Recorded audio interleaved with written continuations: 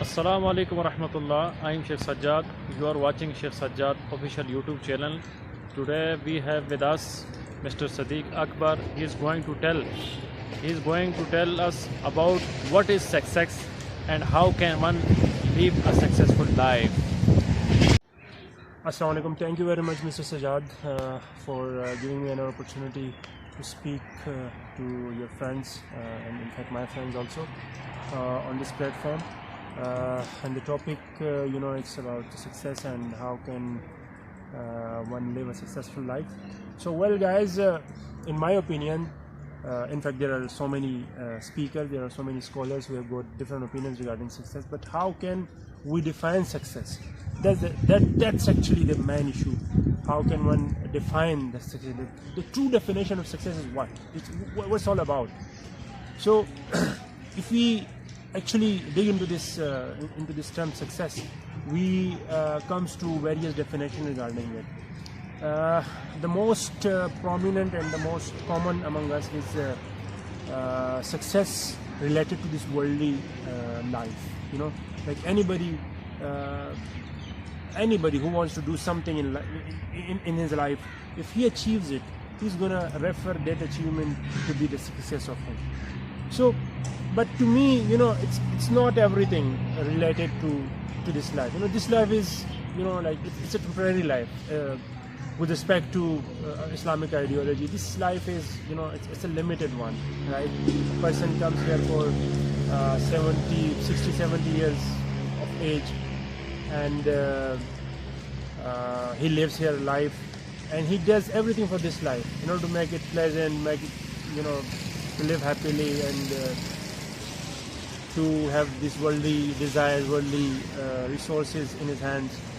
So to me, it's not everything. So for me, the true success is if you make this whole life full of obedience of Allah and make this as a basis of achievement of the hereafter, the life which has to come after this. Being a Muslim, so that particular life, if you have achieved it, if you are able to accomplish that goal, that life becomes successful in my viewpoint. So also, you cannot you cannot abandon this particular life from the life that's to come after this.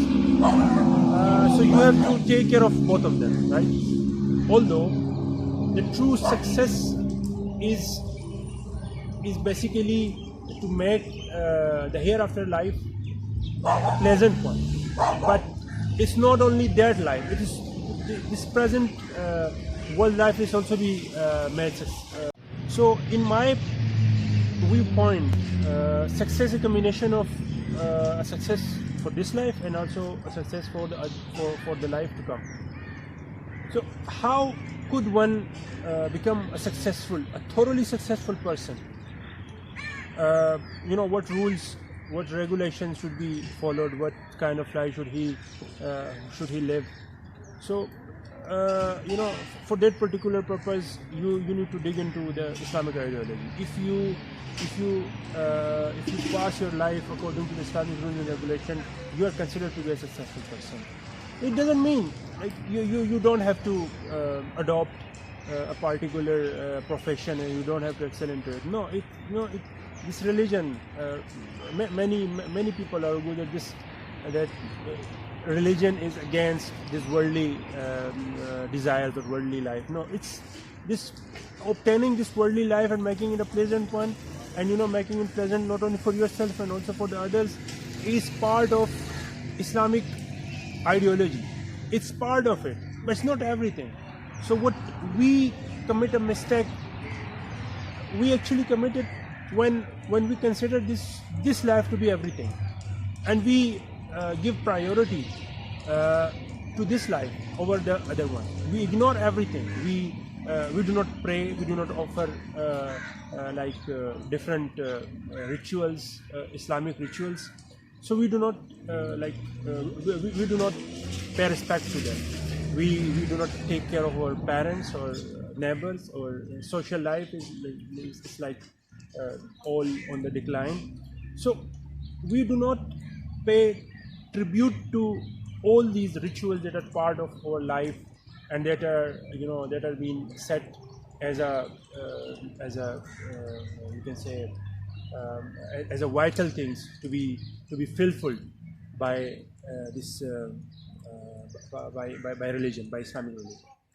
So for me, a person is considered to be successful if he not only is living a healthy life over here, and also he's like he's doing the deeds. His deeds is according to the law of Islamic ideology. So that particular person is considered to be a successful person.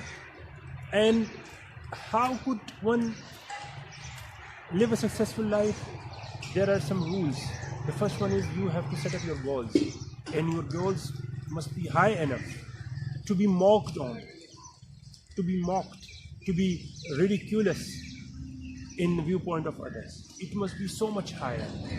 For example, if you think about obtaining $1 lakh, so you would definitely try hard for obtaining that particular amount, but you are not necessarily to be able to achieve the whole of them. You would at least come to the point of achieving a part of it, a significant part of those $1 lakh, like maybe 80,000, maybe 70,000, but you would still have this high figure of dollars in your pocket by the end of the day.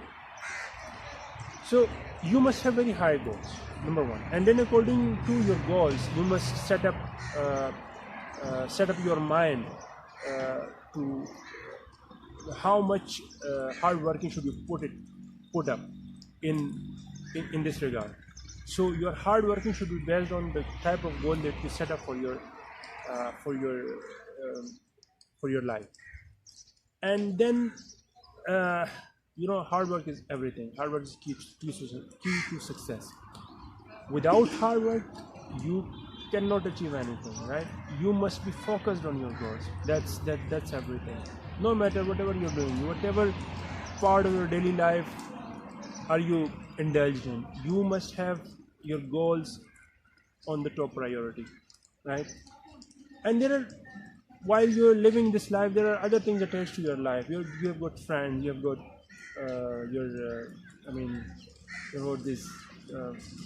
your parents, your siblings, your relatives, your neighbors, your business partners. Everybody has got some like they have got some hukuks on us. You have to fulfill them.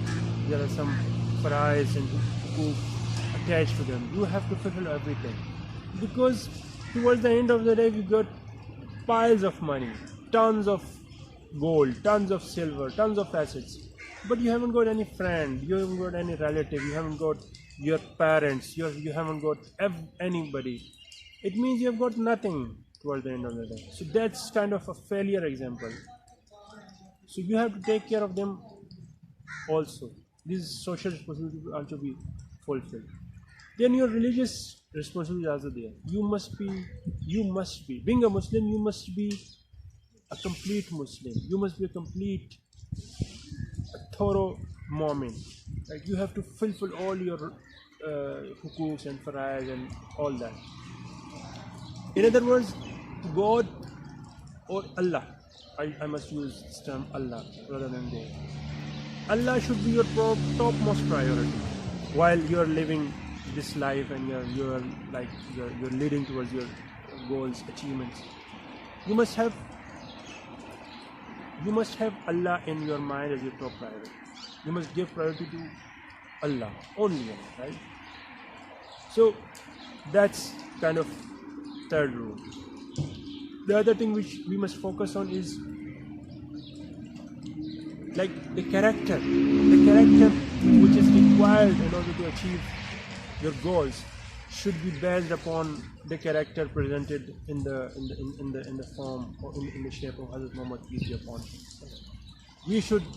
We should have that particular character in our mind.